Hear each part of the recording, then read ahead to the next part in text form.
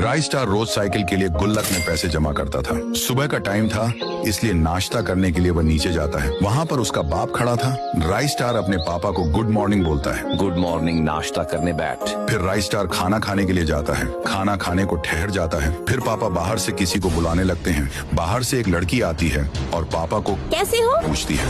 ये देखकर rice star उन दोनों के पास आता है और पूछता है, ये लड़की कौन है? पापा बोलते हैं, ये तुम्हारी नई मम्मी है। फिर राइस स्टार गुस्से से बोलता है, ये कोई मेरी मम्मी नहीं है, तुम दोनों निकल जाओ इस घर से। बोलकर वह उन दोनों को धक्का देने लगता है और भगाने लगता है। दोनों वहाँ से सामने के घर पर जाने लगते हैं क्योंकि लड़की का वह घर था। राइस स्टार उनको भगाने के बाद वापस अपने घर पर आता है। वहाँ पर उसकी असली मम्मी खड़ी थी। मम्मी खुश होकर बोलती है, तुम ही मेरे असली बेटा हो। फिर राइस स्टार दिल से बोलता है, और तुम ही मेरी मम्मी हो। फिर मम्मी बोलती है, चलो बेटा अब खाना खा लो। राइस स्टार खाना खाने के लिए टेबल के पास जाता है। मम्मी उसके लिए खाना बना रही होती है कि अचानक से गिर जाती है और बेहोश हो जाती है। राइस स्टार भागकर अपनी मम्मी के पास जाता है और उनको उठाकर अस्पताल लेकर आता है। वहाँ पर नर्स बोलती है, बेटा तुम्हारी मम्मी के इलाज के लिए 10,000 लगेंगे। राइस स्टार ठीक है बोलता है और अस्पताल के बाहर जाने लगता है। वह अपने घर के पास आता है, फिर अपने कमरे में जाता है जहाँ उसने गुल्लक में पैसे जमा किए थे। वहाँ आकर गुल्लक तोड़ता है और अंदर के सारे पैसे लेकर अस्पताल के लिए निकल जाता है। अस्पताल पर पहुंचकर अंदर जाता है और नर्स को सारे पैसे देता है।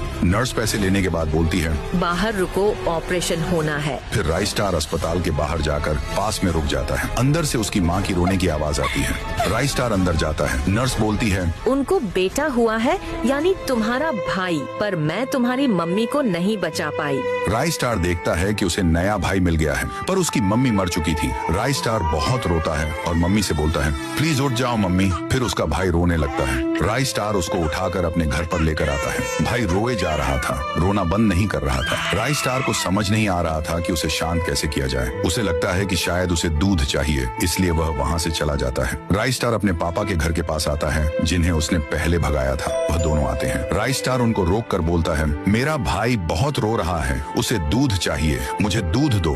लड़की गुस्से से बोलती है, अबे चल निकल, तुझे पहले ही बोला था हमारे पास मत आ, अब निकल यहाँ से। बोलकर वह उसे मार मार के वहाँ से भगा देती है। राइस स्टार नासा के पास आता है। वहाँ पर चंद्रयान 3 रखा हुआ था।